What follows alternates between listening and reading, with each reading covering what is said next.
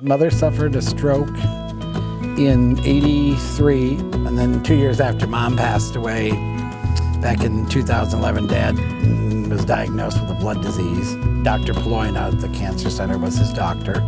When Dad was diagnosed and we went in, I went with Dad on all of his meetings and his appointments. And, I told the doctor very point blank that I wanted to be told exactly what was going on. He was very upfront with me, and he told me there'll come a time and this and that and another thing, but right now he's doing well.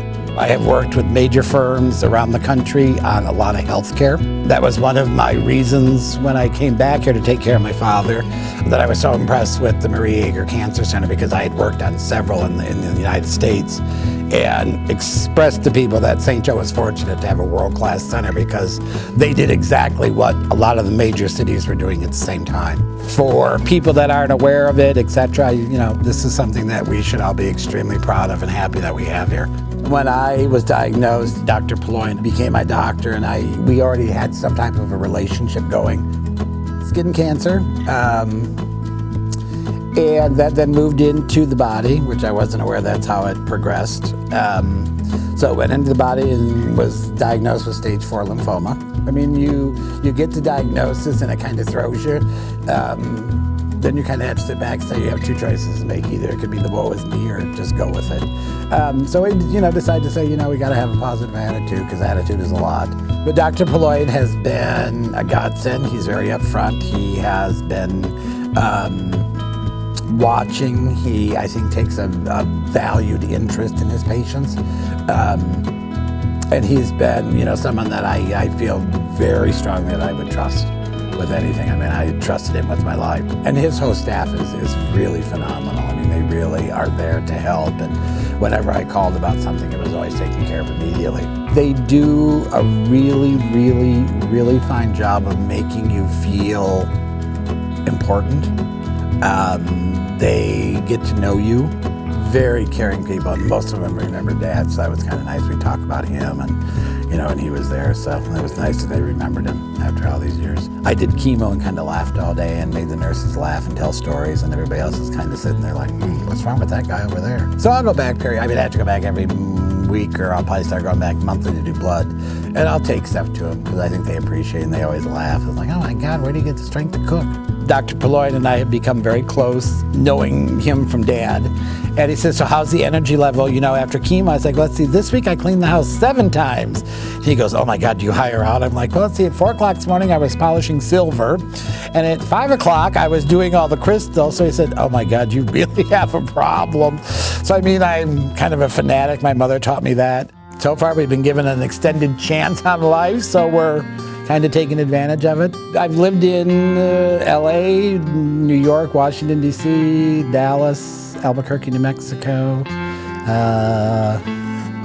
and Indianapolis. I always thought St. Joe was a great place. It's quiet. You can be relaxed. You're not so rushed. It's not a hectic place to live. I mean, I was born and raised and my parents were here. And it was a nice place to always come back to. I mean, when you live away from a major body of water, all of a sudden you realize how much you miss it. I mean, living in the arid desert of the Southwest, it's like, okay, you call that a body of water, we call that a pond. Mom and Dad met at Western Michigan. Dad was from the Upper Peninsula, Mom was from Elkhart, Indiana.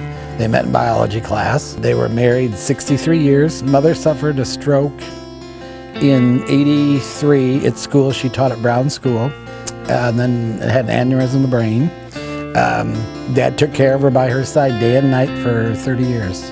Never left her side. Wrote 3 books about my mother. So Dad is well known in the community for being pretty much a saint.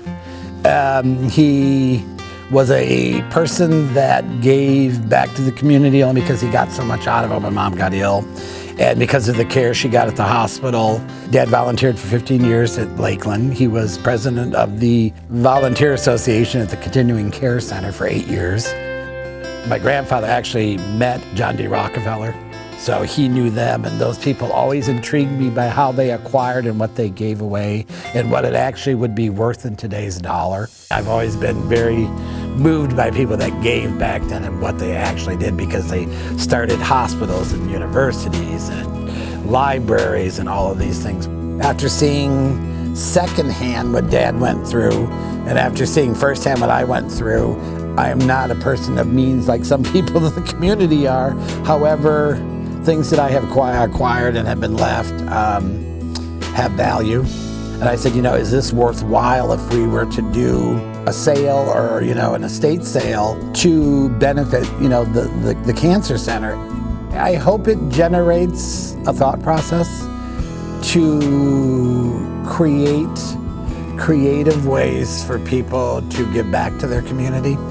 There's hundreds of ways people can give that can benefit other people.